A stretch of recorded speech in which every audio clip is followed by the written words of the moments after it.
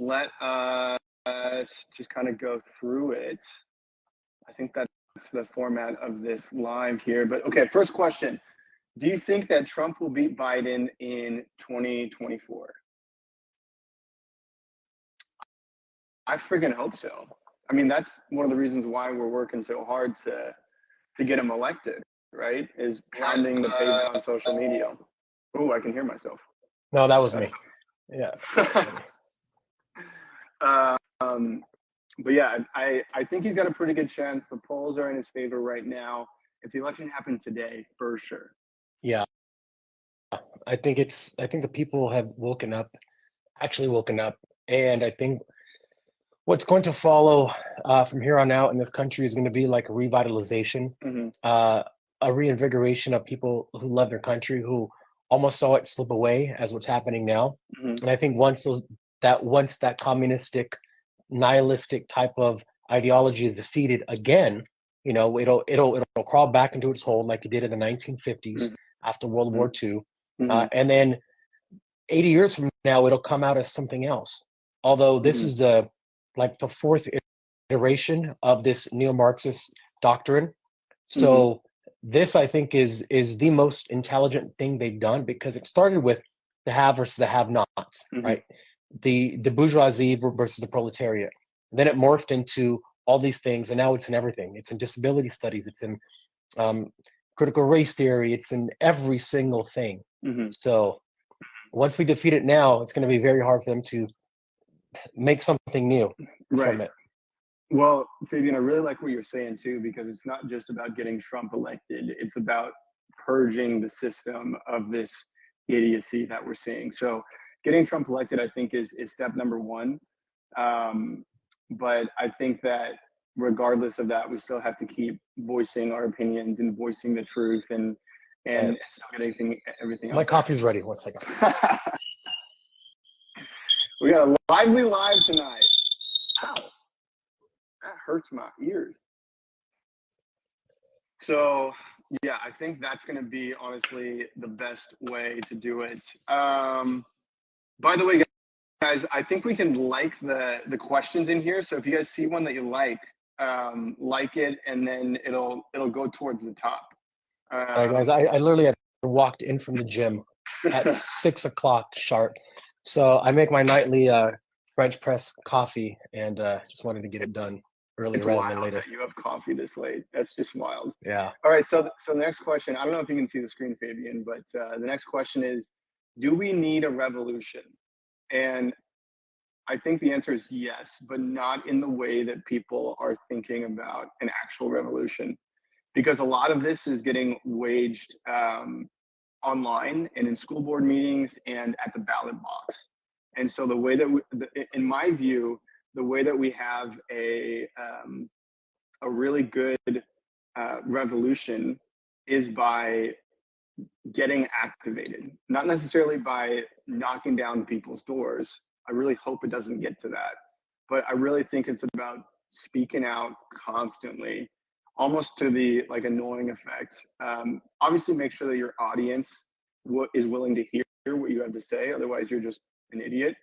But I think that it's more to do with understanding what's going on and helping wake other people up and getting to the ballot box. I think that's the revolution. Yeah. I was having a chat. I'm actually texting the person to hop on the live. Oh, heck yeah. And because it's one of my friends, and she's not from this country. And she was saying how scared she is of conservatives. First of all, she said that she can't believe how people are in America, because in Sweden, people are completely different. She said, I don't understand this whole complete divide between the people. I said, well, this country's a lot different than Sweden. And there's a lot of differences. And having gone to Sweden 15 times now, I mean, I know the Swedish people very well. And I told her, I said, there's a lot of similarities with Swedish people and conservatives. And she was like, no way in hell. I said, well, let me tell you about what each value, right? And it's pretty interesting, even though they're more of a socialist type of government, the values of the people are very in line with the conservative values, which is pretty crazy. The other thing I said, well, I don't talk Democrats and Republicans because to me, it's a uniparty. But I talk along the ideology aspect of it. Hmm. So I'm hoping that she can join today, because she doesn't really understand the difference between like liberals, progressives, and leftists, which is a huge distinction. Hmm. And everybody groups them together, but they are not the same thing. Hmm. Hmm. No, yeah, that's a really good point. So the next question from Brody is, Tucker and Trump will or will not save America? That's a statement, not a question. But Well, he put a question at the end. So um, I think that they can't save America all on their own, right? Like the spiritual answer, because this is a spiritual war, is that Jesus can save America because there's a great awakening that we really have to see in the lives of a lot of people. But to answer the question, Trump and Tucker can't save America if we don't get activated. One of the greatest things that we've seen is that the curtain has been pulled back, and we're actually understanding what has been going on for so long and what the previous generations have allowed.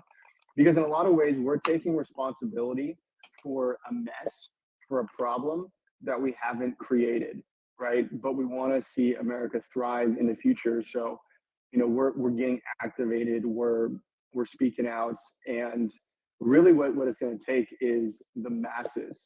It's going to take everybody to to wake up. And I think that's probably one of the greatest things that Trump started, but it's not going to end with Trump. Like if and when Trump gets in office in 24 to 28, right? It's going to take us to keep in the battle, to keep fighting. Like we're not going to win the battle once Trump gets in.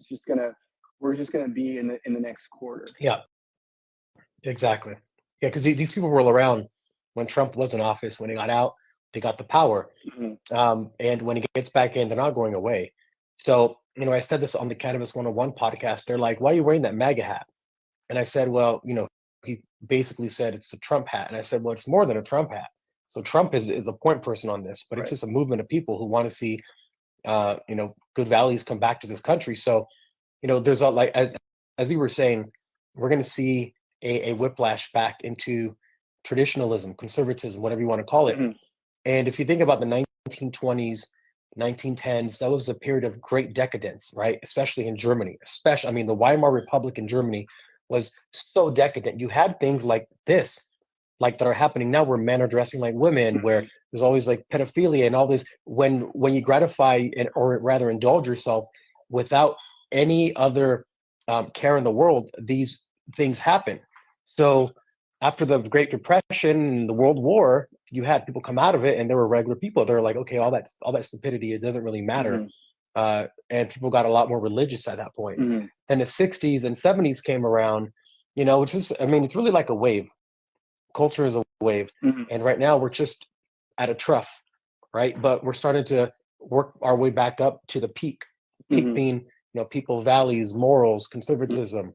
Mhm. You can't have too much of one or too much of the other because things get disjointed. People feel like they're not free. Mhm. So if you had like a type of society where like Saudi Arabia or let's say Iran, right, a theocracy, there's no freedom there because everything has to be done for one specific thing. And you can't also have a society that's completely the opposite, like is what we're seeing now here in the in the U.S., where whatever your impulses are, just go on it, and no one can say that you're doing anything bad. Yeah, yeah. I think though that the spirit of this movement is really like a live and let live at its core, right? But and so I don't think it'll ever get to like a Christian nationalist version of like Sharia law. Like I don't think it'll it'll get to that point. But there's a certain level of morality that we have to get back to. We just have to, because like the live and let live thing is like, okay, like do whatever you want to do, right? Like make sure that you like we're not going to force you to be Christian, we're not going to force you to go to church, we're not going to force you to do any of these things, but just make sure that it doesn't bleed out into my life, right? And that's really what we're fighting against. And I mean, there's even people from would be on the left, like Gays Against Groomers, who's coming to our side and just saying, hey, like, we're still more left than you, but we don't want this to happen either, right? So, Yeah, yeah, and I think one of the big lines they crossed was when they went after the children, and oh, yeah. it wasn't like they didn't want to do it. This has been the goal. We talk a lot about communism in the past and what's happened, especially in Hungary. You know, Mhm. you have communist people who said we have to introduce sex into the school so we can destroy the children's mind from whatever we want to destroy it from early on. That's why Gays Against Groomers really fights against that stuff, and they crossed Mhm. the line and they activated a ton of mothers and fathers and even single people who just say no, leave the kids alone. When you go after the kids, I get it from their perspective. They have to create a generation of warriors that's going to fight on. That's Mhm. what you do, right? That in Africa, they pick kids and they turn them into, they put them on drugs and they have to go kill someone to prove their viability. Same thing with gangs here in the U.S. That's what you do. You always get the young kids, the Right. Hitler Youth, right? Mao's Red Army. They're all young kids. So it's not like, oh my gosh, they're going after the kids. How dare they? No, it's like they've been doing this over and over again. They're Mhm. just doing it in a different way now, but they've woken up a lot of pissed off people. Oh yeah, for sure, for sure. Well, Hitler has this really famous quote, and it goes along like he said in German, so I don't know whether it's actually in I don't know how to say it in German, but he said something to the effect of, if you control the music, you can control a generation, right? And that's the first step, because we've seen a huge decline in music. Like, arguably, like, rap music hasn't ever necessarily been like a good, like, morality measuring stick, right? Because, like, NWA back in the day, they were they were making songs about, killing cops and all this kind of stuff, but it was still like decent music. Like, I could endure it. But the rap music that's coming out now is just like something else. It's wild. So Yeah. even the decline in the morality of music, and I kind of like that country music is having its heyday again, because I feel like that's a pretty good pulse of where the country is.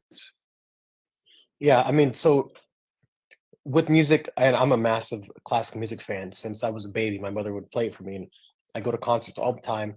And that I think was the highest point of morality and decency uh, Hmm. in humanity that we've ever experienced. The Enlightenment, right? It came from the Dark Hmm. Ages. Whether it was truly dark, that's up for debate. But it was called the Dark Ages for a reason.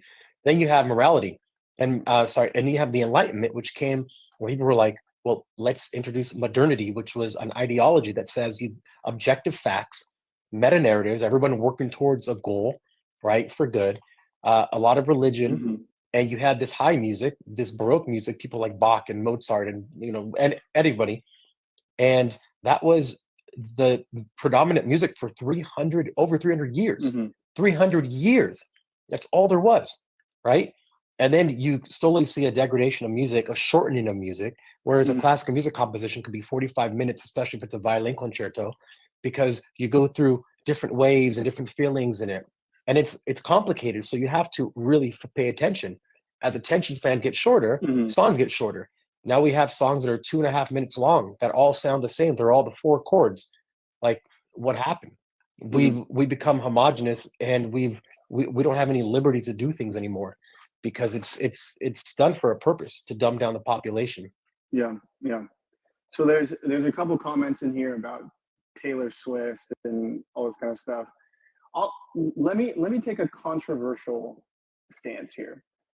Uh, as far as musical idols, I think that Taylor Swift is maybe one of the best that we can pick right now. And here's why. It's not necessarily because of her political stances. It's because of the kinds of music that she's making, right? It's not like, let me get strung out on drugs and let me just go, have wild sex with everybody. She's actually talking about, like, relationships. Obviously she's really terrible at relationships because she's had a whole bunch of public ones that have spiraled out of control.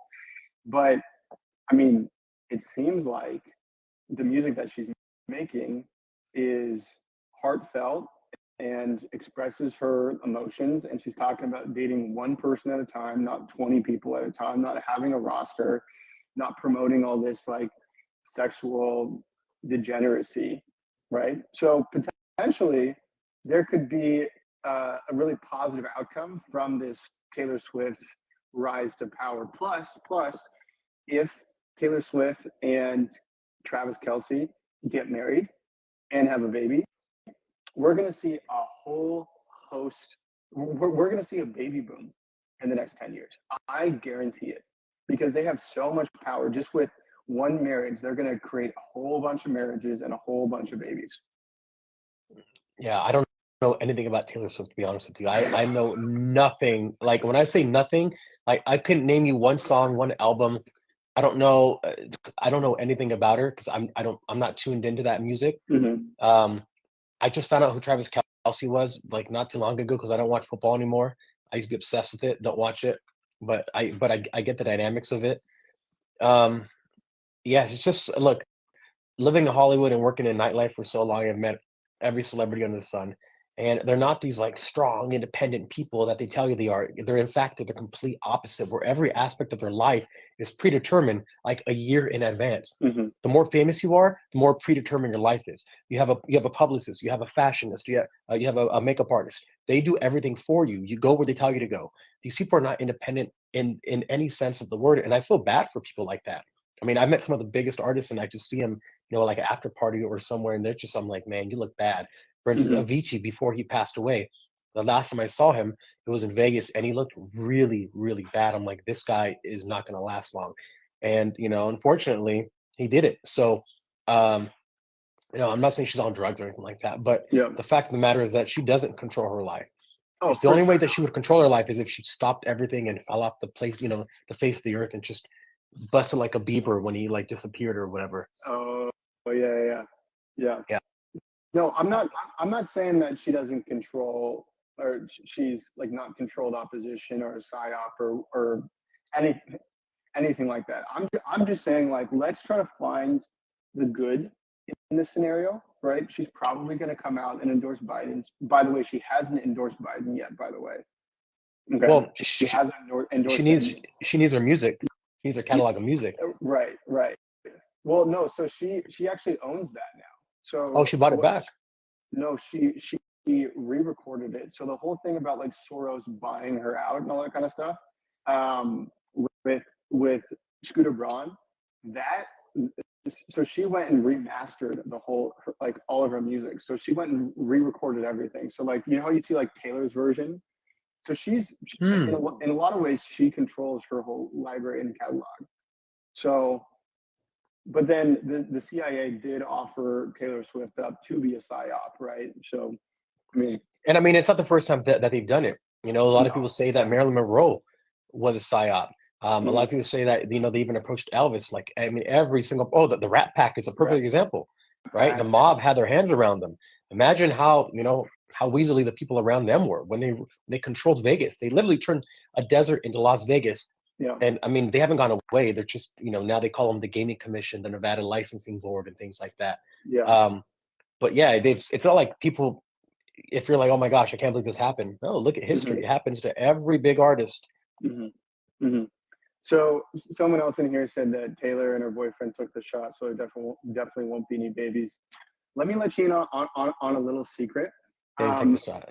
They didn't take the shot. I know some people that took the shot that that worked in the White House, and it was saline. Everybody in DC, everybody in Hollywood that took the shot, it was saline. They took Like a shot. it was they just took saline to into their system. It's not a real thing. But I mean, and that's an even bigger scam that we can get into. Let's go to the next question here, because I think it's interesting. How does everybody feel about the Tucker Putin interview that's coming out? It's a great question. You want to take it, or I'm going to go first, Gentry? So everybody is trying to say, or everyone on the left is trying to say that Tucker is like a Putin sympathizer. They're trying to say, oh, we're Russian sympathizers. We're in bed with Russia. They're going to try to steal the election now because Tucker's over there and interviewing Putin. one of the things that I think that Tucker is to his core is a truth seeker, right? He's going to go there and ask the questions that we want to know the answers to, right? Like what's actually going on? Why does Putin think that we're funding the war in Ukraine? Like what's really going on? Like what's actually happening there? Because we really don't know. Like our news has been filtered through the mainstream media, right? And in fact, I haven't found a lot of independent journalists who are over there reporting on it. All that I'm seeing is like videos of war, right? And that kind of tells you a little bit about what's going on, but not really the why of what's going on. So I like that Tucker's over there. I think that he's going to do a good job. I could be wrong, but I haven't seen a Tucker interview that I haven't watched the whole thing. So Yeah, number one is nothing good is happening over there. Putin always has a straight face, like everything is okay, but he's been decimated. His army, he's lost his largest, his flagship in the Black Sea. Ukraine's been decimated. They lost a whole generation of people. They're calling the older people now to go fight because the young ones either just have been fighting or dead, or just don't want to fight and have fled. It's affected both of the countries extremely badly.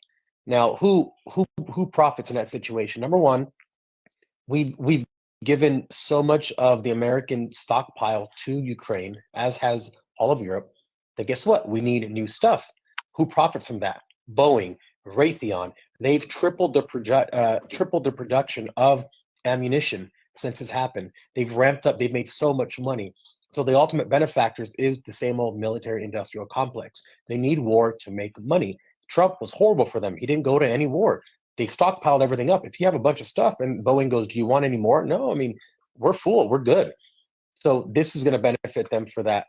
What really ticked me off, and of course, I support the people of Ukraine 100%. The people of Ukraine are not the government of the Ukraine, Right. of Ukraine. Right. It's just like, we don't support the government of the US, but we are Americans. So the second thing is that when BlackRock announced that they had the contract to go in and rebuild the country after the war is over, I'm like, all right, that's it. That's it. So they destroyed a country that was very, very, very nicely built up. And now BlackRock, out of all people, have the contract to go and rebuild it all. So not only are they making money on selling arms, they're going to say, you know what, all the stuff you have doesn't work for the next generation of warfare. We need to build you all new things. I mean, and this is just on top of everything else happening. They killed off a generation of people. Poland is armed to the teeth now, and they're using this as a reason now that Sweden and Poland and Germany are telling the people, you're going to have to go fight. They're literally conscripting people into the army and saying, you have to get ready to fight Russia. Right. Russia has no intention or ability to even, I mean, the last time Russia tried to invade Sweden or Norway, it didn't go well for them. So it's just this whole narrative, it's breaking down bit by bit. People are really seeing the truth of the matter. Yeah. Well, I think people want to know why we're paying for it, because we are. I mean, they sent billions of dollars over there. So, well, we're the taxpayers are paying for it, and the elites are profiting off it. So this is a money laundering scheme. It goes there, and then BlackRock gets all the money that they pay from our taxes. It goes to BlackRock to rebuild the company, to rebuild the country. Yeah. It's crazy. It is crazy. All right, next question here. Do you think we have stopped them from ballot harvesting, cheating, etc.? So ballot harvesting in a lot of states is actually legal. And you might hear that and think, oh no, we have to make it illegal. Probably. But while it's still legal, what you have to do, and people in your state are organizing this too, by the way. So you have to know like the right people to ask, but go ballot harvest. Go register people to vote. Go chase the vote, right? Yeah. As far as cheating goes, I don't know. I don't know if we've done a lot to do that, to stop that. I have met some people who are helping update voter rolls and calling on counties and saying, hey, like, we have the software that can clean up your voter rolls. Do you want to do this? And they've actually had a ton of success. So there's a lot of stuff going on in the background that's fixing a lot of these problems that we're seeing. But I just want to be like crystal clear. Ballot harvesting in a lot of states is legal, which means that we should be doing it. Yeah. Yeah. By the way, totally off topic, but I just got my lockpick set today. This is my new Oh, hobby. I saw you put a video on it. Yeah, and I've been watching tons of videos, and I'm getting better at it. Nice. So now it's trying different locks. So I'm gonna try to unlock this lock live. So don't leave because you're gonna see something happen. Yeah, I mean, my sentiment is the same as yours, Gentry. Mhm. You gotta fight fire with fire. If it's not illegal, then both sides have to be doing it until something until something changes, Mhm. because otherwise we're gonna have it's gonna be 2020 all over again. Mhm. And if that happens, then does a country survive? And if it does, what does it look like when it comes out of the fire? Definitely not the same country again. Because Mhm. I'll tell you what, four more years of this, right? They're already trying. They have the minor attracted persons who are trying to get their color on the LGBTQ flag, Mhm. which is, if you don't know, a minor attracted person is basically pedophile, but they call them MAPs now. They want 21-week abortions now. Even like some people are advocating for even the baby after it's born, you can abort it. 4 more years of this. I mean, we're only like 3 years up, and there we go. Oh, nice. There we go. Yeah. So yeah. Anyway, ballot harvest on both sides, Yeah. and may the best man win. Mhm. Yep. The people with the most people on the ground is going to win. But yeah, so that answers that question. There was another one in here that I wanted to answer And by the way, the about. reason I got into lock picking was because I'm like, I live in Hollywood, so Mhm. this would probably be the worst place for someone to have something happen, right? Like we don't have any food here that we grow. It's everything's got. So if you ever need to get anywhere or out of somewhere, why Mhm. not know how to pick locks? I mean, Mhm. to me, it sounds pretty logical. Yeah. So the question that we have here by EBMER 2002 is, who will replace Ronna Mcdaniel? And I actually saw this tweet earlier by Tyler Boyer, who's the COO of Turning Point Action. By the way, if you guys want to get in with validation, then go check out Turning Point Action. We're going to have Austin Smith, who's the CEO of Turning Point Action, on our podcast on Thursday. We're really excited about that. But his tweet says, it looks like Biden breaking out chair conservative lobbying for Drew McKissick, Carolina, to take over as interim chair instead of Ronna's pick of Michael Wheatley. So potentially Drew McKissick is going to be the interim chair. And Tyler's picks for the chair is Julianne Murray, chairwoman from Delaware, who Hmm. just stuck it to Hunter in the no excuse mail voting, right? So sounds like she's doing an amazing thing.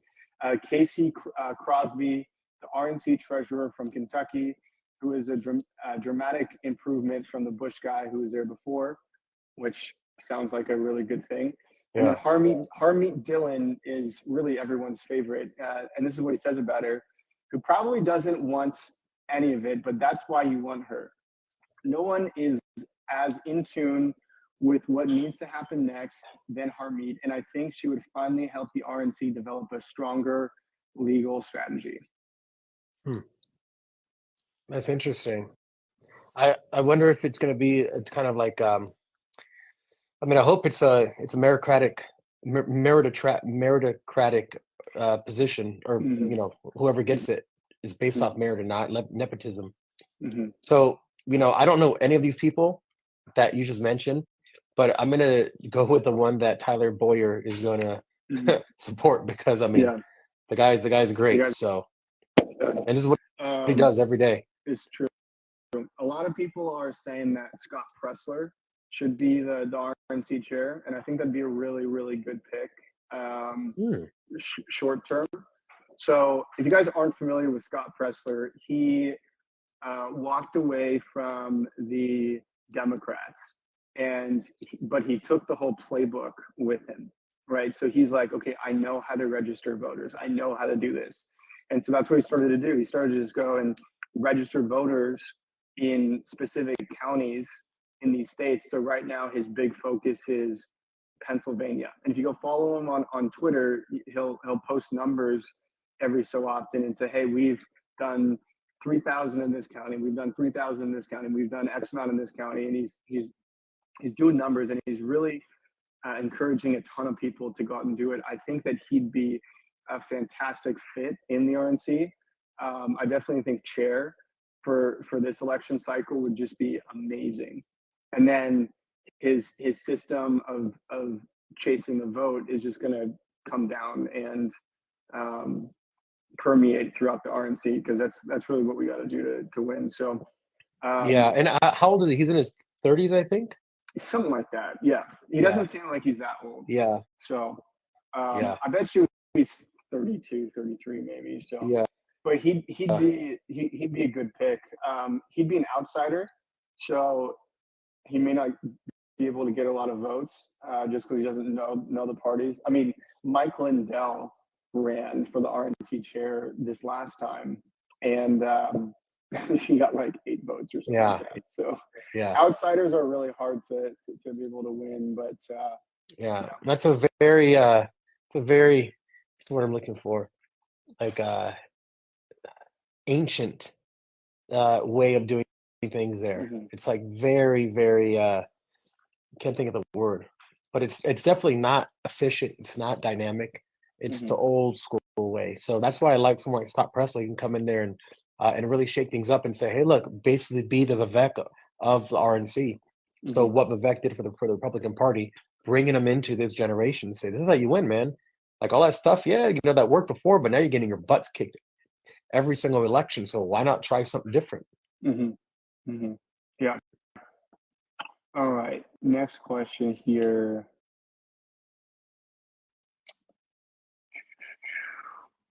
All right. Let's talk about immigration versus the United States.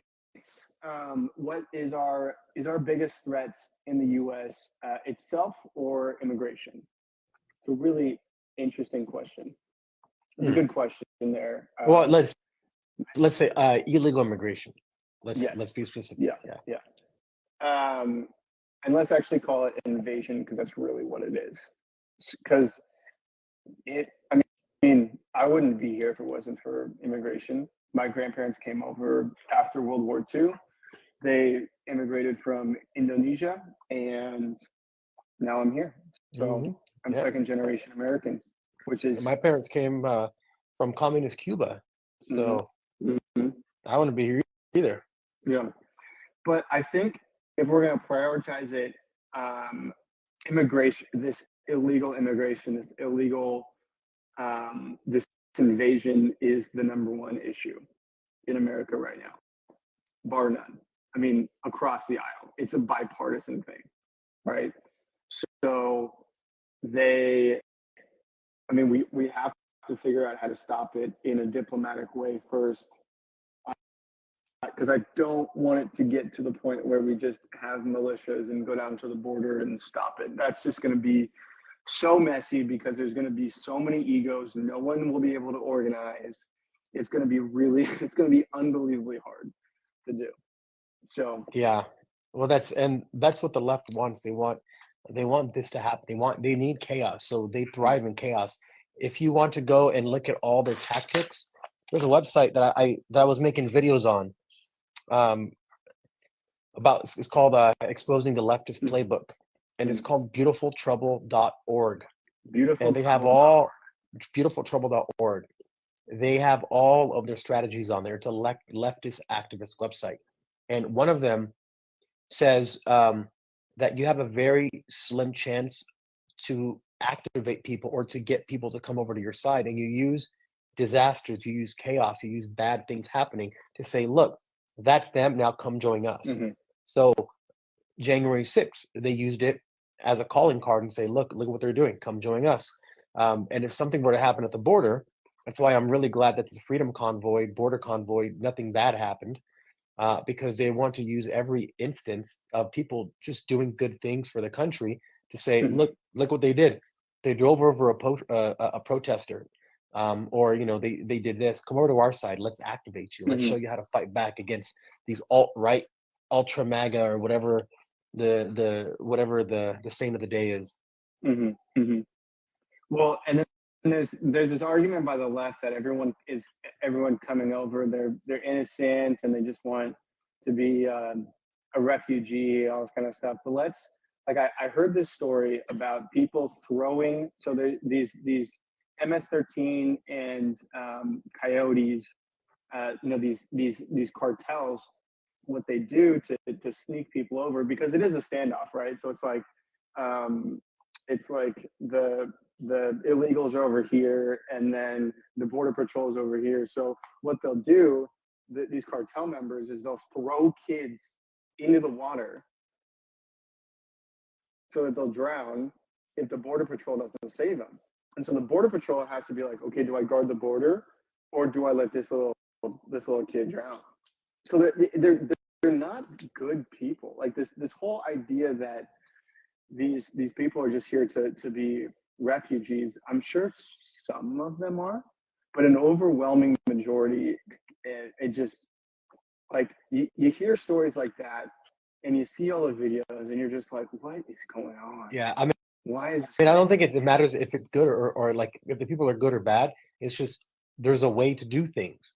Just Mhm, because they're good people doesn't mean they get to do it. mhm, Like just a good person doesn't get to commit murder just because they're a good person. right. It doesn't matter what the reason is. There's laws for a reason.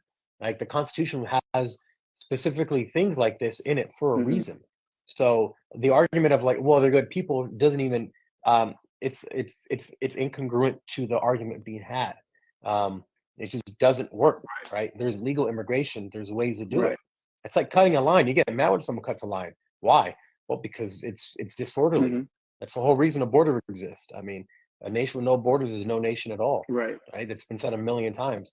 So, one thing quickly, I don't know if if someone wrote a question about this, but I just want to point out the idiocy in the way that the left has their logic, right? So, uh, this whole critical race theory, right, says that we're all oppressed, or rather anyone who's not white is oppressed by the white man. And they get these ideas from a few people, namely Kimberly Crenshaw, who invented critical race theory in like Mhm, 1980. So it's not like 1989. mhm, So it's a brand new thing. But she got her idea from a guy named Herbert Marcuse, and Herbert Marcuse was a white German philosopher, and Herbert Marcuse got his information from George Wilhelm Hegel, who was a white German. So these people are trying to say that we're so oppressed by the white people, but the ideas of oppression came from white German philosophers. So it's like it doesn't work. Like it doesn't work. So your people, the people who invented this stuff, were studying white philosophers, but yet the white philosophers, the white people are the ones that are oppressing you.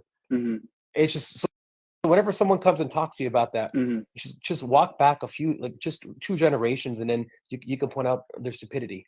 Okay, so who made up the stuff you're talking about? Oh, these Kimberly Crenshaw. Okay, and who was she a mentor of? Mhm, She was actually mentored by Herbert Marcuse. mhm. Um, so it's just like it's a lot of stupidity on their side, but they can't back it up. So they try to scream if you bring up logic like that.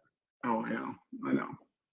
By the way, shout out to Pastor John Groves. He just hopped on here. Do you mind if I invite him on? Absolutely, let's do it. All right. Sounds awesome. This guy's a freaking stud. He's got a church down in what's up? What's up? How are you? I'm doing good. It's good Good. to see y'all. This is Fabian, by the way. I don't know if you've met Fabian. I've not Oh, greetings. Good met to you, meet but you. I've seen you. It's great to meet you. Absolutely. All right. So, John, just to give you an idea of what we're doing, we are answering questions that the people have sent in. So, by the way, if you want a question to get asked, drop it into this question bar down here, and we'll get to it. But we've been talking about the RNC chair getting vacated. We've been talking about immigration. We've been talking about Taylor Swift a little bit. It's been a pretty good live. Come on. Yeah. So Oh, here's a good question what? that we didn't answer. someone said, if you interviewed Putin, what would you ask him? Oh well, let's get to that one next. Let's hear Pastor John's thoughts on the deep state. Oh, that's a good one. Oh, bro. First of all, let me say there are super qualified dudes like you who invest so much of your day into understanding and helping us all understand this. I want to say that I believe that what's happening as far as the deep state and its reality and existence is very much real. It's very much something that's mentioned in scripture. There's always something subversive that's going on, and I don't I don't want to speak in the areas where I'm not an expert, but I do want to say if you want to learn about this stuff, you ought to be following Gentry Gevers. Well, thanks, man. I appreciate it. Yeah. There's actually a ton of different theories on who the deep state is, right? Like, what is it the managerial class in the government, all the people that get hired but not elected, all this kind of stuff? Is it the Black Rocks of the world? Um, is it the bankers of the world, right? So there's a ton of different theories about it. I think it's uh, more of a cooperative effort, to be honest. I don't think that there's like, I mean, the WEF kind of is like their church, right? So they Right. gather there and make sure that the right information comes out. But in order to get organized like they are, you have to meet on a regular basis, and these people are from all across the U.S. and the world. So I don't know that it's like a Bohemian Grove type scenario or like a Davos or a WEF meeting, because they really only meet like once a year or twice a year. So it's more of like a, hey, you have influence over this part, so why don't you create chaos here? And Fabian always talks about how the left just thrives off of chaos, and then you can get Marxism into the system through chaos. Fabian's got a way better way of saying that, but I think that's what they're doing. Is they're not necessarily saying, hey, let's do this. It's more like, hey, let's create chaos. Yeah. So here's my theory on this whole thing, and I'm trying to bring up a great chart about communism and how people are used, and that only very few people are at the center controlling everything, and even though the people who have power aren't really the ones in power. But anyway, so I think about the early 1900s when things were booming. You're right, the industrial age was booming, and there was a lot of families in Europe that controlled everything. The French families, British, German, you name it. And along came World War I and World War II, and then Europe was thrown into turmoil because they allowed things like communism, the fascism to invade and to take a lot of people along with them. So once that happened, the power center came to the U.S. and all of these families became who were the most powerful families in the world now became just kind of afterthoughts to a sense. And if you're a family who prides yourself on pride, right, then all you have is pride and your legacy, you want that power back.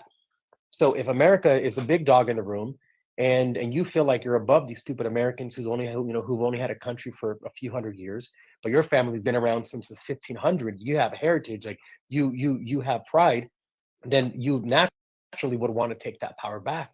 And in order to do that, you have to destroy the person who has the most power, um, and that is America.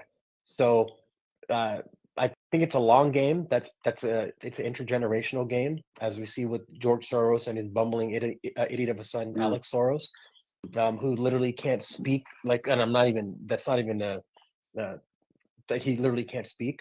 So I think it's a lot of that, and then they use money to get all these other people who are just obsessed with power but can't be at their level, but they can play a mid-manager role in like a Klaus Schwab or a Larry Fink and things like that. But at the end of the day, it's these few families who have had power forever, and I believe the Vatican has a large part to do with this. Mm-hmm. A massive, massive part to do with this, maybe even the premier part to do with this. because they've had so much money for so long. And it's really interesting. The last point I'll make is I learned this in Fast Food Nation, that book. I haven't seen the movie, but anyway, it says that the largest landowner in the entire world is a Catholic church. So Wow. that's interesting.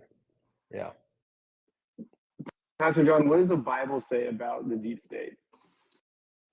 Well, I love that my friend just tied it back into the Vatican, because that would be the exact direction that the scriptures would indicate.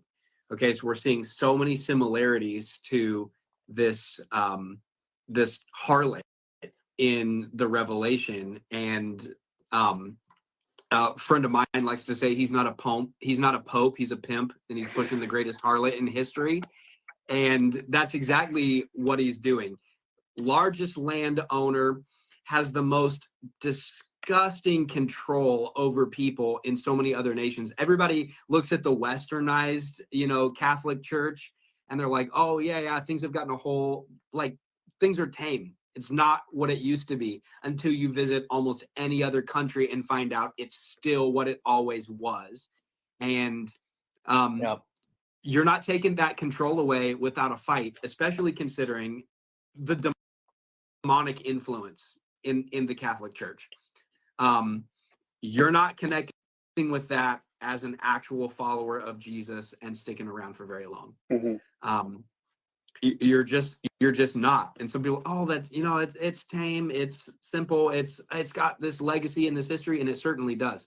A legacy of blood that has followed it to every continent. And so scripture talks about this harlot rising up and leading many people astray. And I don't think it's a coincidence that some of the worst leaders in our nation's history and in our nation's present profess Catholicism as their religion. Yeah. Oh, you mean like Joe Biden? Something like that. Yeah. It reminds me of so as you were speaking, I always kind of go back to centralization versus decentralization, right? Especially in the cryptocurrency blockchain, where the central bank has all the control, and then decentralization is like, decentralized finance, etc.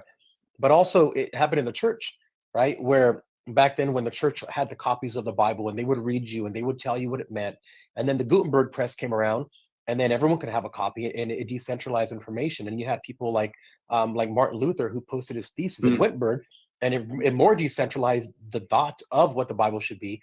And Christianity, especially if you're non-denominational, or even especially Christianity, preaches that it's between you and God, not, the church is there to help, but it's between you and God. And if I'm the Vatican and I'm thinking, well, hold on a second, no, that's a decentralization of power. I have to have the power. So what do? I try to corrupt everything else that's not me, and tell you that I'm the only person that could do that. I'm going to have a direct line to God. Like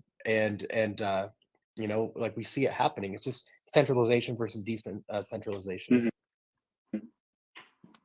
Amen on that. I'm gonna take a love offering for my friend over there. All right, let's get to that question that you talked about, Fabian. Oh, if you could interview Putin, what's one question you would ask him? Yeah. So I don't necessarily have a question. Maybe if you share yours, I'll think of one. Did he find those servers? Are you talking about like the Q conspiracy, like yes. The football or the soccer ball? Was it in the soccer ball? It probably won't be on Tucker Carlson's list, but inquiring minds want to know. Did he find the servers? Because the servers have Hillary Clinton's emails on them, right? That's what I hear. Yeah. They probably have the audit that was being conducted during 9/11 on the Pentagon as well. Probably has that stuff. Wow. And Building 7. Yeah. I would ask Putin, what is like one thing that that the American government's lying to Americans about? I think that'd be really interesting. Yeah. I just saw a screen grab of a Russian history book. Have you seen this, Gentry? And About the election? yeah, their study on American history, and they get to the most recent election, and they're teaching their kids, according to this, Russian history book photo, that the election was stolen and it was obvious, and the American people just won't do anything about it. Oh my gosh. Yeah. Oh my gosh. Russia's base. That's fantastic. I thought about this about a year ago. I would ask them one question, like, what's your goal for the rest of your life? Like, what do you hope to accomplish by the time you die? Because then you can just work back. I mean, if he gives you an honest answer, of course, right? Like, he can say whatever. But if he gave you an honest answer, then you can work back and say, okay, well, this is probably what you're going to try to do for the next 15, 20 years, however long you last, and then build back from there. Just a simple question, like, what's your goal? Like, what do you want your legacy to be? You want to defeat America, or you just want to, I don't know. I mean, he probably wants to make Russia great again. I mean, from my view of Putin, he's pretty nationalist, right? He's pretty patriotic. He's got a different way of doing things than we do over here, and he's not a fantastic guy. But I got to admire the patriotism that he has, right? But he's making the same mistake a lot of strongmen have done in the past. Is there's no successor. Yep. He's killed off everyone, just like President Xi in China. Everyone, because you think you're a god. I mean, at that point, if the U.S. is trying to kill you and you've done all these things and you're winning the war against Europe and essentially the proxy war between Europe and America, you must feel like you're untouchable. And now American people are starting to like you again. And Tucker's there interviewing with you. You're like, I mean, look, I can do whatever I want. Granted, he's not a good person. He's killed a lot of people and innocent civilians, and they're taking babies to Russia or whatever it is. Yeah, it's just I think everyone just wants to make their country great and help their people. The crazy thing we do as humans, we just want the people around us to succeed. I think he's dying. You think he's dying? I think he has I genuinely think he has a disease or something like that he's not telling people about. Because his leadership style is growing more and more erratic. And I think it's because he knows that his days are numbered. I personally don't expect he'll be around in 5 years. Wow. Yeah, he looks bad a lot of the times when I see him. Like he's taking steroids or some kind of cancer treatment. He's very swollen compared to how he used to be. And sure, some of it's age, but when you look just swollen, Yep. a lot of people who are on cancer medications or chemo or whatever, that's what they look like. I've seen a lot of videos where he's kind of like shaking, and he has like he lost muscle control, so he's like tapping the table or shaking his leg. Just a lot of weird things. I mean, obviously would come with age, but Jeez, that's the first time I've heard this. Look at you, John. You're schooling me. Let's go. All right. We have about a minute or two until it kicks us off. So let's get to one more question here. Here's an interesting one. So do you think that because the Black community is coming out saying if you don't close the border, you won't have our vote, is the reason that the new bill came out blaming Republicans? I think they're always going to blame Republicans in whatever they do. If they lose $1, they're going to blame it on the Republicans. If their hamburger is too salty, it's just the MO to blame everything on the Republicans. Yeah, for sure. And I hope that the communities that are saying you won't have our vote if you don't will actually follow through on it. Yeah. But if history tells us anything, the Republicans will deliver jobs and help and stability and security and safety. The Democrats will show up the day before voting and bring a free hamburger and get the vote of several disenfranchised communities. Yeah. Or like what are they giving away? Chips if you get vaccinated, or a hot dog or something? Yeah, get some chips, a hot dog, free. And And the hot dog costs 7 cents less now than it did, right? So Biden's just restoring our economy like crazy. Yeah. Supposedly. Yeah. Supposedly. Like gas randomly just went down. Right, Yeah. right. Something like So that. we are about to get kicked off here. This live was brought to you by Breakaway USA. So don't forget to follow us there. Follow me, Fabian, and Pastor John. If you're in the Orlando area, go to his church. Thank you so much, John, for joining us. Thanks for having and we'll see me. you guys. We'll see you guys tomorrow at 6 p.m. Pacific. Hi, everyone.